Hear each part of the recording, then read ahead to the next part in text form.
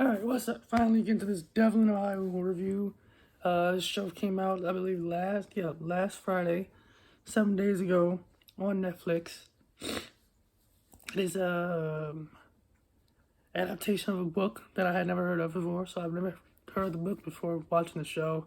I'm still not gonna, I don't think I'm, I know, yeah, I'm not gonna go back and watch and read the book. The show was enough for me. In a good way.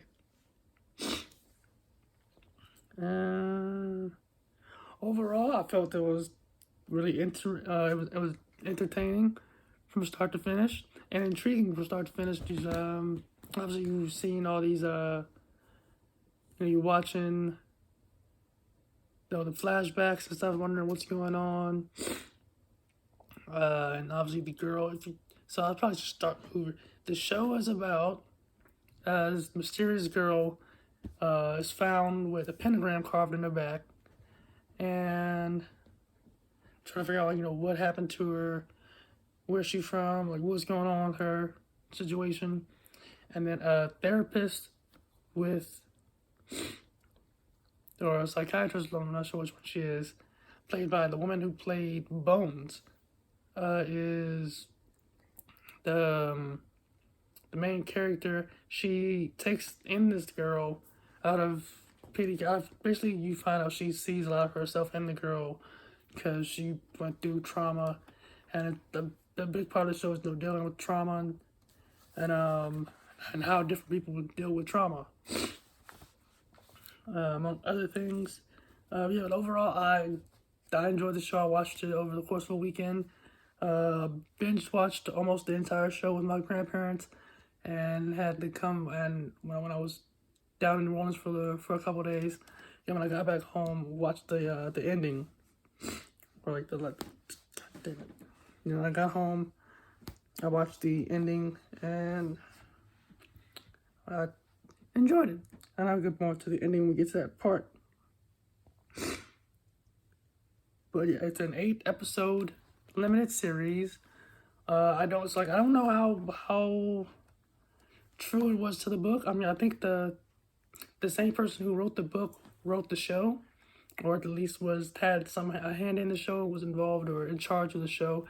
So it probably stayed true to the book for a lot. And if it did make any detours, that's because the author decided she wanted to when she made the show. And maybe, I don't know, maybe some things didn't translate well, or she wanted to do something else. What I really liked was the casting. I thought the casting was real good. All the actors fit their role really well. I thought the oldest daughter of the Mathis family, maybe she looked a little bit old, but come to find out she was 20 or 21 playing a 17-year-old. So I mean, I could kind of tell that she wasn't really 17. But I mean, that's kind of nitpicking. But for the most part, everybody, especially the adults, the youngest daughter, the middle daughter, looked their age and looked the right part. That was the only thing that kind of stood out to me, that I was like, she doesn't look like she's in high school. But especially with the added makeup and stuff, I'm like, yeah, no. But I mean, I think it's the actress. I mean, I liked her character, her role.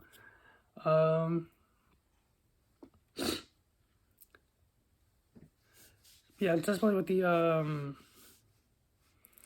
cult with Officer Wilkins, exactly how you probably would think a character like his would look. Especially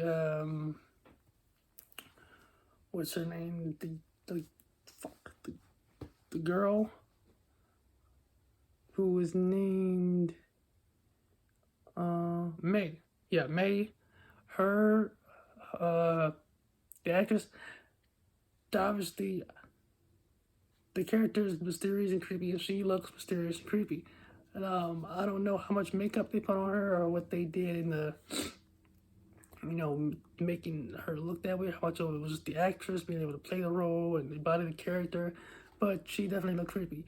And it kind of reminded me of the little kid from Wendigo, the little boy. I'm like, that boy looks creepy than a motherfucker.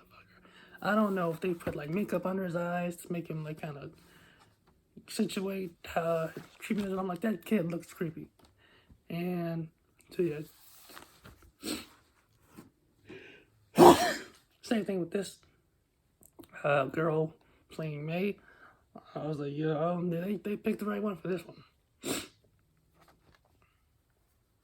What the fuck?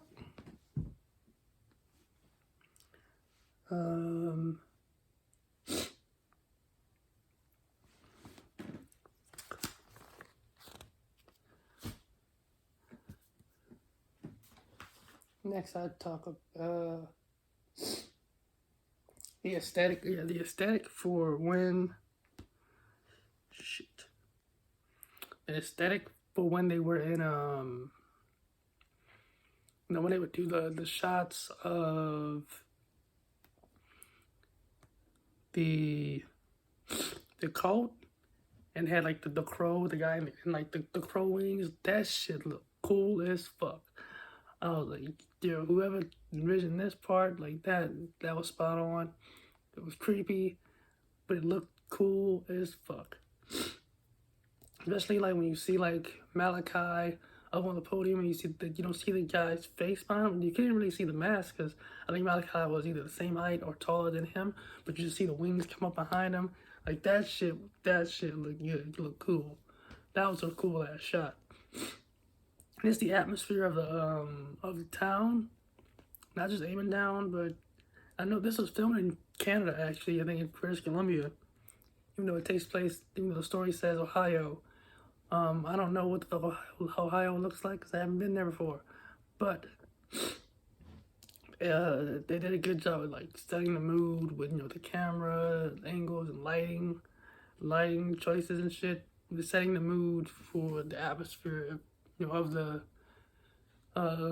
story. So shout out for the this motherfucker. Shout out to them for great cinematography. Next, the soundtrack.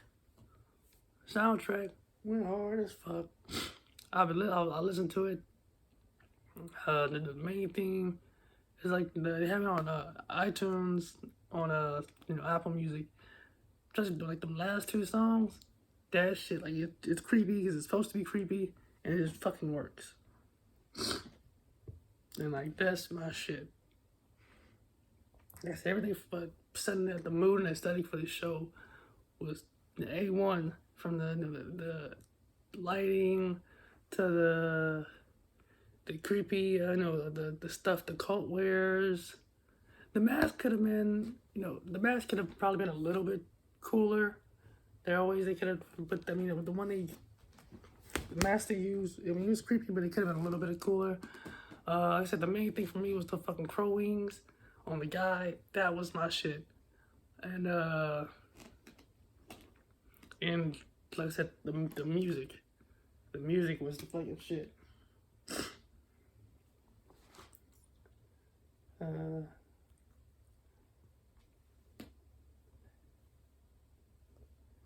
Well, I enjoyed the ending. I think a lot of people were like, it's a cliffhanger ending, which I'm cool with. Like, I feel like open endings can work at times. For the most part, we want smooth, clean endings. You want to know, the good guy win or the bad guy win. Which I'm cool with the bad guy winning sometimes. In some ways, I kind of prefer it sometimes, depending on the story. But,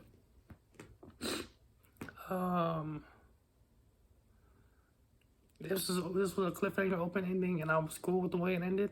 I don't feel like you need a part two, and people might talk about a season 2 or something like that. Which I don't feel like I need a season 2. I'm good with the way it ends. I'm cool with just wondering about it.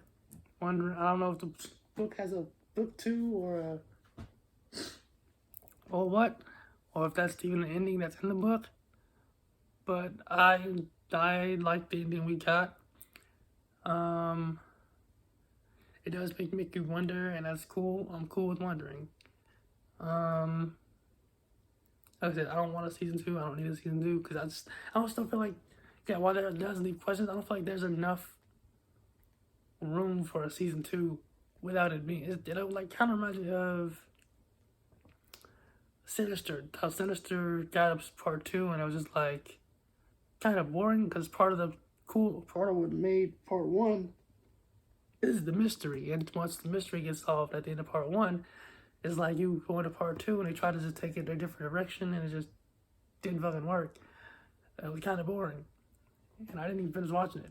But yeah, I would say no to a part 2, and I'm good with the ending we got, and that just being an open ending.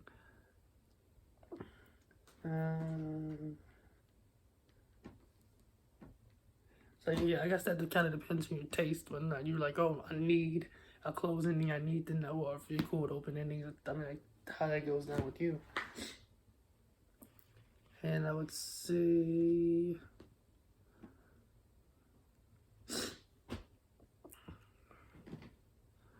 I guess the last thing to go about would be only potential bad thing I would say about, because I don't really have much bad to say about the show. It was a limited series, 8-episode binge read. Good to just stay up and binge watch it one day on a Saturday or a weekend, or two episodes a day throughout the week after you get home from work or something.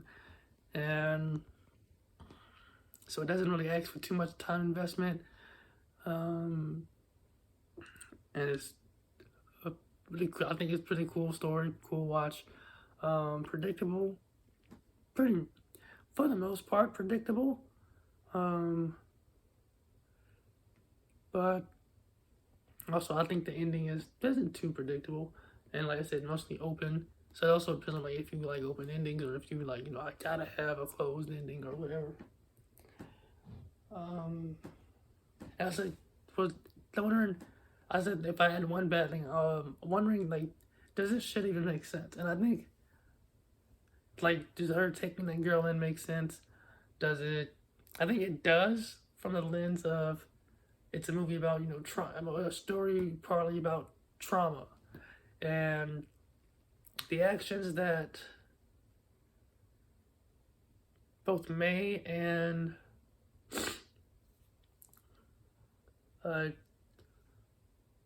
Dr. Mathis take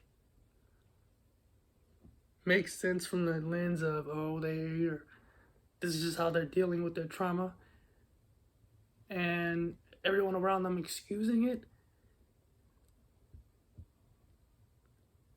Things that potentially don't make as much sense, you could view it as like, oh, they're letting them get that they're letting this slide because they don't want to upset them with the trauma. I guess it makes sense for that lens.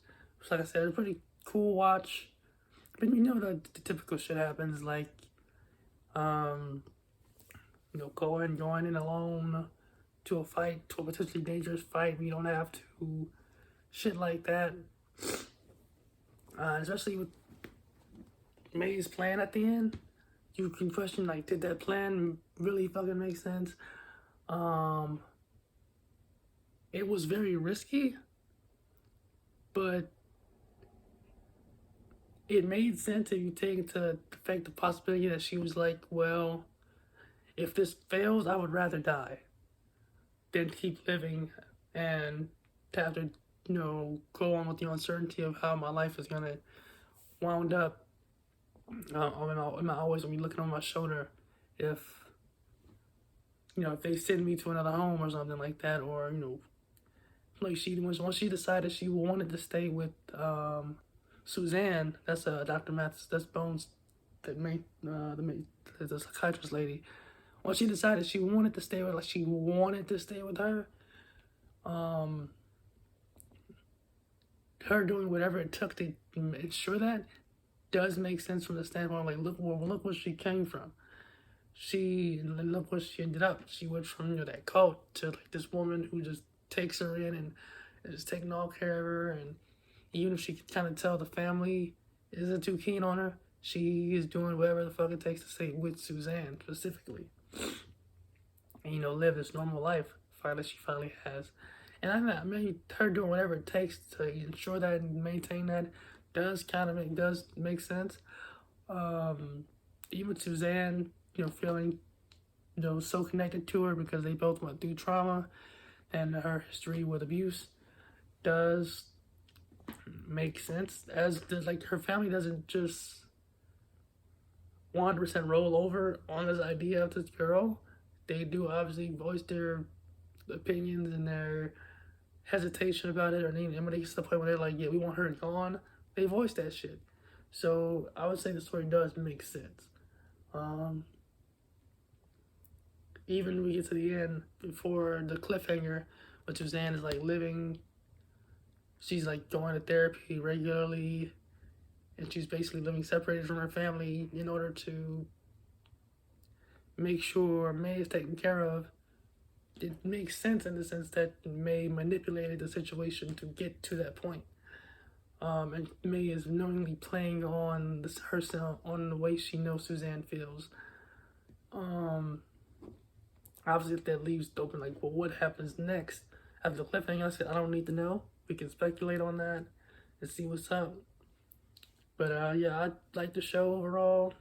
Let me know what you thought of it in the comments. If you read the book, let me know if it's how the book is any different.